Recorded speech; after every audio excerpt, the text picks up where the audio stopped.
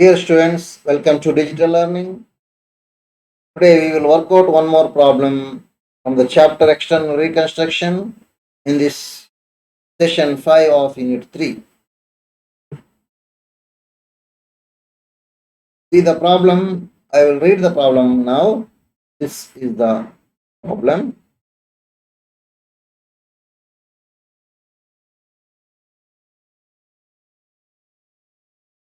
Yes, here. The following was the balance sheet of Thin Limited as on 31st 3 2013. Liabilities and assets are given. This is the balance sheet of Thin. Share capital 5,000 preference shares of rupees 10 each fully paid 50,000. 50,000 equity shares of rupees 10 each fully paid 1,50,000. 6% debentures 30,000. Creditors 20,000. Goodwill 40,000. Patents 15,000. Sundry assets 1,64,500. Bank 500. Profit and loss account rupees 28,000. Preliminary expenses 2,000. Total of the balance sheet is 2,50,000. Next, see, there are a number of terms. The following scheme of reconstruction was agreed upon. The first one is the new company called the Thick Limited.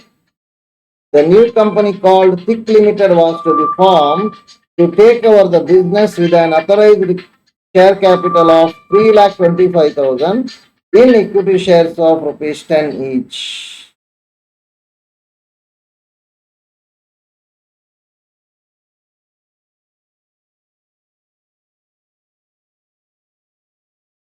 Second scheme ಏನಂದ್ರೆ one equity share of rupees 5 paid in the new company to be issued for every share in the Thin Limited. In the Thin ಅಲ್ಲ ಯಾವುದು Thin Limited, ಅದು Thin Limited ಅಂತ ಹಾಕಬೇಕು. Okay, Thin Limited.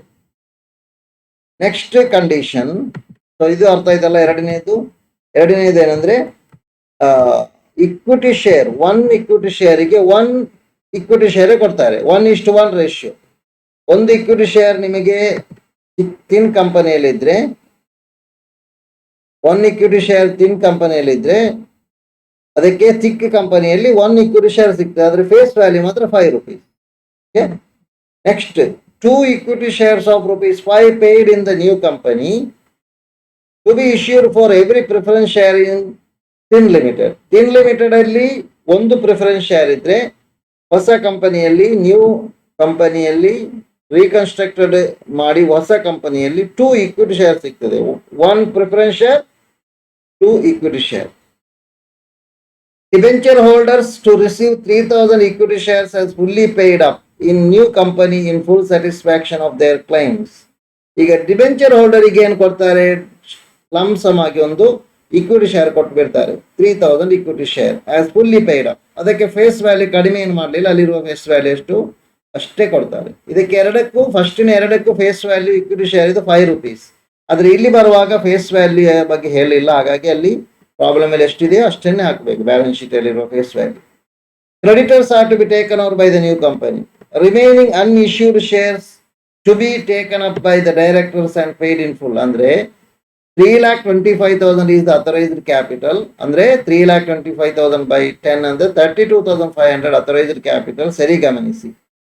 ಅದರಿಂದ 1 equity share ನ ಹಾಗೆ ಎಲ್ಲ equity share ಹೋಲ್ಡರಿಗೆ share ಕೊಡ್ತಾರೆ, ಅದು 2 equity share ನ ಹಾಗೆ ಪ್ರಿಫರೆನ್ಸ್ ಶೇರ್ ಹೋಲ್ಡರಿಗೆ ಕೊಡ್ತಾರೆ, ಅದು ಡಿಬೆಂಚರ್ ಹೋಲ್ಡರಿಗೆ 3,000 ಕೊಡ್ತಾರೆ. ಇದು ಈ ಮೂರನ್ನ ಟೋಟಲ್ ಮಾಡಿ ಎಷ್ಟು ಸಿಗ್ತದೆ ನೋಡಿ. ಅದನ್ನ 3,32,500 ಇಂದ ಮೈನಸ್ ಮಾಡಿ, ಆಗ ಎಷ್ಟು ಇನ್ನು 32,500 ಇನ್ನೆಷ್ಟು ಶೇರ್ ಉಳಿತದೆ ಅನ್ಇಶ್ಯೂಡ್ ಆಗಿ, ಅದನ್ನೆಲ್ಲವನ್ನು ಯಾರು ತೆಗಿತಾರೆ, the directors will take up the shares and he will pay in full. Next one, The new company to take over all the assets except patents, subject to writing down sundry assets by 35,000. This is important. New S company ಎಲ್ಲ asset ಅನ್ನು take over ಮಾಡ್ತದೆ, patent ಅನ್ನು ತೆಗೆಯುವುದಿಲ್ಲ. They are not taking over the patent. It will be what happened to patents is written in the next point. Okay, ಮತ್ತೆ sundry assets ಅನ್ನು take over ಮಾಡ್ತಾರೆ, but it's valued by reducing it by 35,000. Next, 8th one, patents realized 1,000 rupees. ಈ patent ಅವರು realize ಮಾಡ್ತಾರೆ 1,000 rupees. Liquidation expenses rupees 1,000 paid. So these are the things. Show ledger accounts in the books of the Thin Limited and journal entries and balance sheet of Thick Limited on the basis of the above scheme. Okay. First of all, we will calculate purchase consideration. Payment to equity shareholders in the form of equity shares in Thick Limited. ಹೊಸ ಕಂಪನಿಯಲ್ಲಿ equity share ಆಗಿ ಕೊಡ್ತಾರೆ. ಹಳೆ ಕಂಪನಿಯಲ್ಲಿ equity share ಎಷ್ಟಿದೆ ನೋಡಿ. In the old company equity share rupees 15,000. ಹಾಗಾಗಿ preference share 5,000. ಅದು ನೆನಪಿರಲಿ, ಮತ್ತೆ ಇಲ್ಲಿ ಬರೋದಿಲ್ಲ, ನಾನು ಎರಡು ನೋಟ್ ಮಾಡಿಡಿ. ಓಕೆ, ಪ್ರಾಬ್ಲಮ್ ಬರ್ದಿದೆ ಅಷ್ಟೇ. 15,000 ಶೇರ್ಗೆ 15,000 ಈಕ್ವಿಟಿ ಶೇರ್ ಸಿಗುತ್ತೆ, ಬಟ್ ಫೇಸ್ ವ್ಯಾಲ್ಯೂ ಎಷ್ಟು ಕೊಟ್ಟಿದ್ದಾರೆ? 5 rupees only. See here at the value of 5 rupees, 5 ಅಂತ ಕೊಟ್ಟಿದ್ದಾರೆ, ಇದು 5 ಅಂತ ಕೊಟ್ಟಿದ್ದಾರೆ. Okay, so 15,000 into 5, 75,000. ಮತ್ತೆ ಏನು? Payment made to preference share holders, that is also in the form of equity share. For 1 preference share in Thin Limited, 2 equity share in Thick Limited. So there are 5,000 preference share. How much? 5,000 into 2, 10,000 equity shares of rupees 5 each means 50,000 rupees. So 75 plus 50,000, 1,25,000 is the purchase consideration. Payment to debenture holder does not come under the purchase consideration. It is separate. Okay.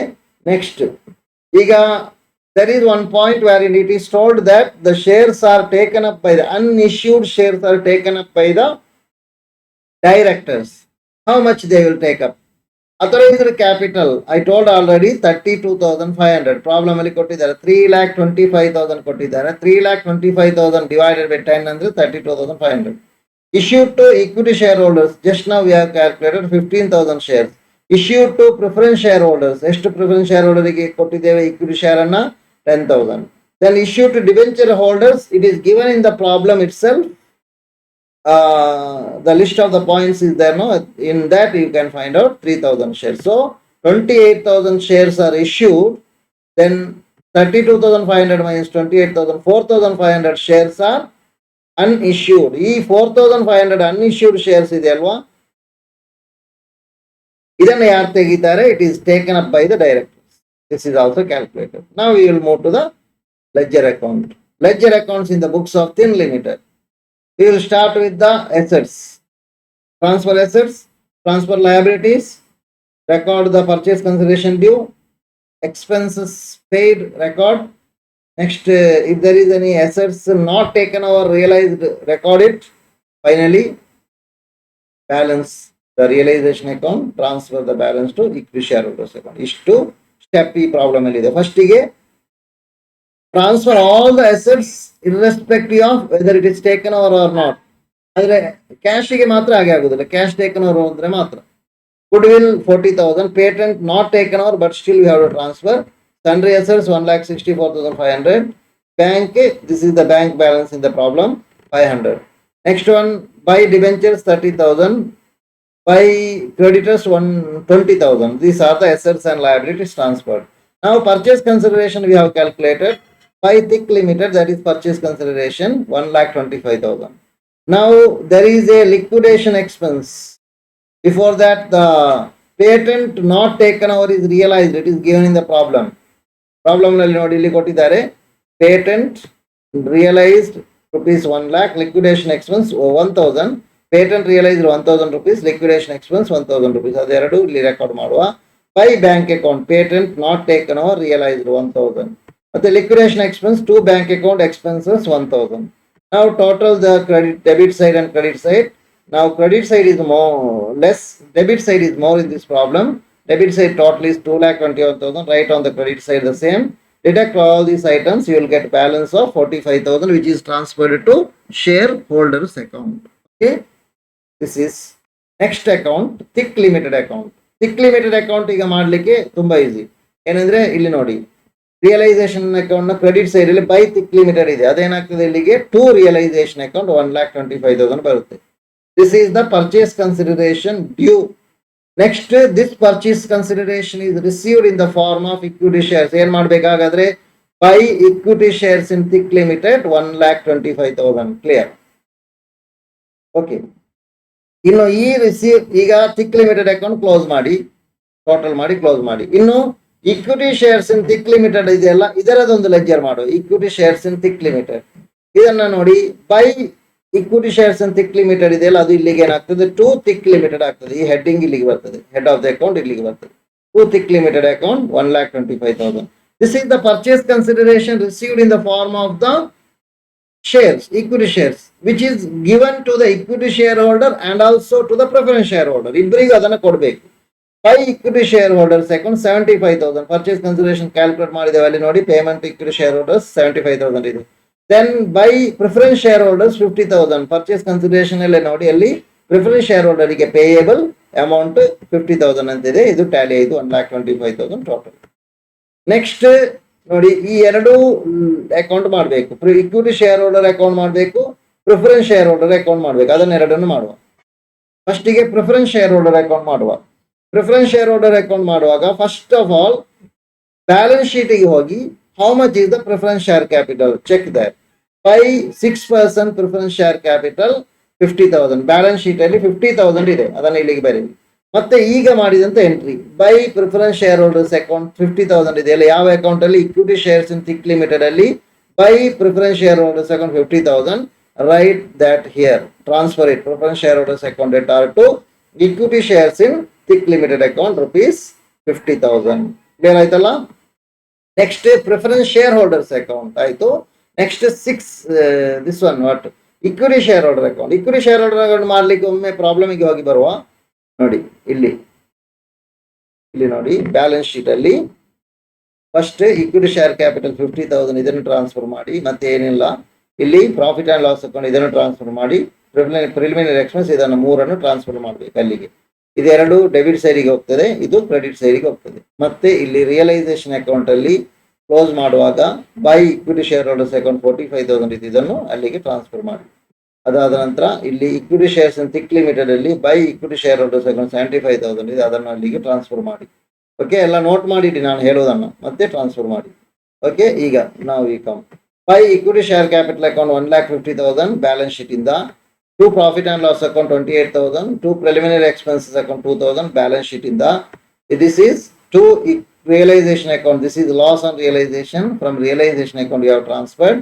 ಇನ್ನೊಂದು item ನಾನು ಹೇಳಿದೆ, ಈಗ ಹೇಳಿದ್ದು ಇಲ್ಲಿ ನೋಡಿ, ಇದು by equity shares account. ಇದು ಯಾವುದು, equity shares in thick limited account ಇಂದ ಇಲ್ಲಿ ಡೆಬಿಟ್ ಸೈಡಿಗೆ to equity shares in thick limited account 75,000. By this equity share holders account also tally, ಇದು ಟ್ಯಾಲಿ ಆಗಬೇಕು. Okay, that is the end of the ledger account in the books of Thin Limited.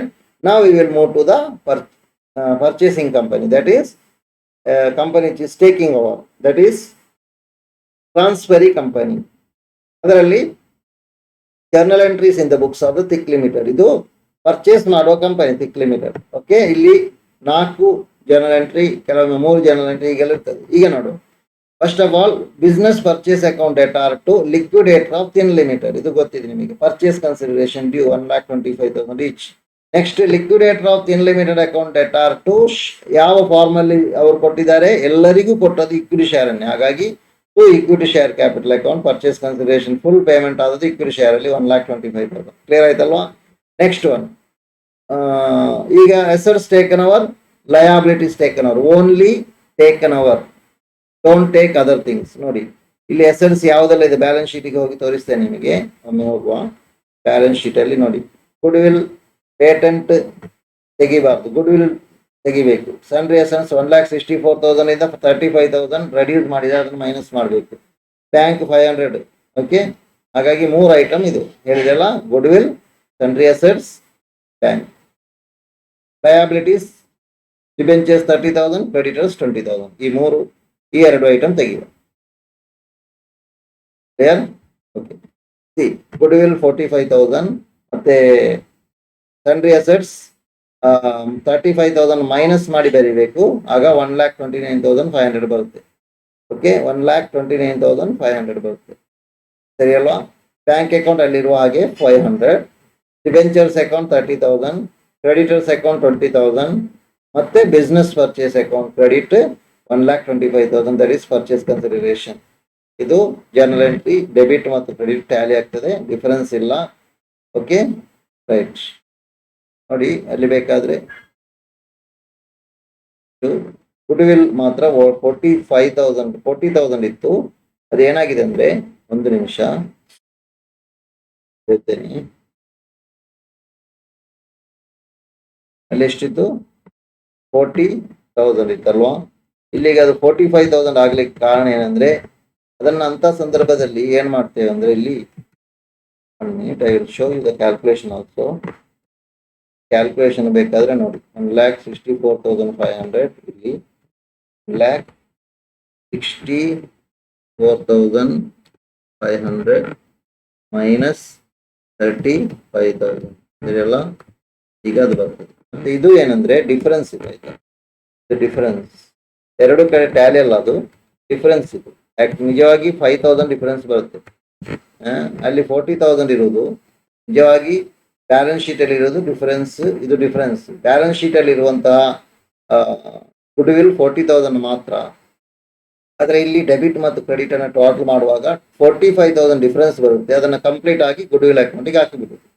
Okay, clear ಅಲ್ವಾ? ಸರಿ, next debentures ಅನ್ನು ಹೇಗೆ discharge ಮಾಡಿದ್ದಾರೆ, problem ಅಲ್ಲಿ ಕೊಟ್ಟಿದ್ದಾರೆ. ಇನ್ನು ನಾನು ಎಗೈನ್ ಪ್ರಾಬ್ಲಮಿಗೆ ಹೋಗುದಿಲ್ಲ, will explain. I already explained there. Just look at the problem. ಅಲ್ಲಿ ಒಂದು ಪಾಯಿಂಟ್ ಇದೆ, ಆ ಪಾಯಿಂಟ್ ಅಲ್ಲಿ ಏನ್ ಕೊಟ್ಟಿದ್ದಾರೆ ಅಂದ್ರೆ, ಡಿಬೆಂಚರ್ ಹೋಲ್ಡರ್ಸ್ಗೆ 3,000 ಇಕ್ವಿಟಿ ಶೇರ್ ಕೊಡ್ತಾರೆ. ಹಾಗಾಗಿ 6% debentures account debtor to equity share capital account. 3,000 equity shares of 10 each, 30,000. Clear ಆಯ್ತಲ್ವಾ? ಮತ್ತೆ next we have made working note wherein we have calculated equity shares unissued taken up by the directors. ಎಷ್ಟು 4,500 ಅಂತ ಬಂತು. ಆಗ ಅದಕ್ಕೆ ಏನ್ ಮಾಡಬೇಕು, bank account debtor to equity share capital account 45,000. Bank account ಯಾಕಂದ್ರೆ ಡೆಬಿಟ್, ಹಣ ಅವರು ಕೊಡ್ತಾರೆ, ಡೈರೆಕ್ಟರ್ ಹಣ ಕೊಟ್ಟು ಪರ್ಚೇಸ್ ಮಾಡುದು. ಟೇಕನ್ ಅಪ್ ಅಂದ್ರೆ they have paid 4,000 unissued shares at ₹10 each, so 45,000. ಇಲ್ಲಿಗೆ ಶೇರ್ ಕ್ಯಾಪಿಟಲ್ ಕಂಪ್ಲೀಟ್ ಆಗಿ ಟೇಕನ್ ಓವರ್ ಆಗಿದೆ. Full 32,500 shares of 10 each, 3,25,000. Okay, next balance sheet. Balance sheet ಮಾಡುವಾಗ ಗಮನಿಸಬೇಕು, ಇದು ನಾನು ಕೊನೆಗೆ ಎಕ್ಸ್ಪ್ಲೇನ್ ಮಾಡ್ತೇನೆ. ನೋಡಿ, assets taken over, liabilities taken over ಎಲ್ಲವನ್ನ ಇಲ್ಲಿಂದಲೇ ತೆಗೆಯುವ. Good will, sundry assets, bank, ಮತ್ತೆ ಡಿಬೆಂಚರ್ಸ್ ಬೇಡ, ಕ್ರೆಡಿಟರ್ಸ್, ಡಿಬೆಂಚರ್ ಹೋಗಿದೆ, ಕ್ರೆಡಿಟರ್ಸ್ ಇಷ್ಟನ್ನ ರೆಕಾರ್ಡ್ ಮಾಡಿ. ನೋಡಿ, ಗುಡ್ ವಿಲ್ 45,000, ಸನ್ರಿ ಅಸೆಟ್ಸ್ 1,29,000. ಆದರೆ ಬ್ಯಾಂಕ್ ಅಕೌಂಟ್ ಡಿಫರೆನ್ಸ್ ಬರುತ್ತೆ 500. ಇದು ಅಲ್ಲಿದ್ದು 500, ಇನ್ನೊಂದು 45,000 ಇಲ್ಲಿದೆ ನೋಡಿ, ಡೆಬಿಟ್ ಸೈಡ್ ಅಲ್ಲಿ 45,000, ಅದನ್ನ ಆಡ್ ಮಾಡಬೇಕು. ಆಗ 45,000 ಪ್ಲಸ್ 500, 45,500 ಬರುತ್ತೆ. Next what we should do is creditors 20,000, ಅದನ್ನು ಬರೆಯಿರಿ. This one share capital. Share capital ಸ್ವಲ್ಪ ಕೇರ್ಫುಲ್ ಆಗಿರ್ಬೇಕು. ಟೋಟಲ್ ಶೇರ್ ಕ್ಯಾಪಿಟಲ್ ಎಷ್ಟಿದೆ ಅಂತ ಬರೀಬೇಕು. ಇಲ್ಲಿ ನೋಡಿ, ಇಕ್ವಿಟಿ ಶೇರ್ ಕ್ಯಾಪಿಟಲ್ ಕೊಟ್ಟಿದ್ದಾರೆ. ಇಲ್ಲಿ ಹೇಗೆ ಬರೀಬೇಕು ಜರ್ನಲ್ ಎಂಟ್ರಿಯನ್ನು, ಅಥವಾ ನಾವು ಪರ್ಚೇಸ್ ಕನ್ಸಿಡರೇಷನ್ ಕ್ಯಾಲ್ಕುಲೇಟ್ ಮಾಡಿದ್ವಿ ನೋಡುವ. ಅದರ ಮೊದಲು ಫುಲ್ಲಿ ಪೇಯ್ಡ್ ಆದದ್ದು 3,000 ಇಕ್ವಿಟಿ ಶೇರ್ಸ್ ಆಫ್ 10 each ಮತ್ತು 4,500 ಶೇರ್ಸ್ ಆಫ್ 10 each. ಹಾಗಾಗಿ 7,000, 3,000 ಪ್ಲಸ್ 4,500 ಎಷ್ಟಾಗ್ತದೆ? 7,500 equity shares of 10 each fully paid. ಅದನ್ನು ಇಲ್ಲಿ ನಾವು ಬರೆಯುವ. 7,500 ಇಕ್ವಿಟಿ ಶೇರ್ಸ್ ಆಫ್ 10 each ₹75,000. ಆಯ್ತಾ? ಇನ್ನು ಉಳಿದದ್ದು ಪಾರ್ಟ್ಲಿ ಪೇಯ್ಡ್, ಅದು ಇಲ್ಲಿ ಪರ್ಚೇಸ್ ಕನ್ಸಿಡರೇಷನ್ ಕ್ಯಾಲ್ಕುಲೇಟ್ ಮಾಡಿದಲ್ಲಿ ಅಲ್ಲಿಂದ ನಾನು ತೋರಿಸ್ತೇನೆ. ನೋಡಿ, ಇಲ್ಲಿ 15,000 ಶೇರ್ಸ್ ಆಫ್ ₹5 each, ಇಲ್ಲಿ 5,000 ಶೇರ್ಸ್ ಆಫ್ ₹2 each. ಎಷ್ಟಾಯ್ತು? 20,000 ಆಯ್ತಲ್ವಾ? 20,000 ಶೇರ್ಸ್ ಆಫ್ ₹5 each ಬಂತು. ಅದನ್ನು ಇಲ್ಲಿ ಬರೆಯುವ. 25,000, ಇನ್ನೊಂದು 5,000, ಇರ್ಬೇಕಲ್ವಾ?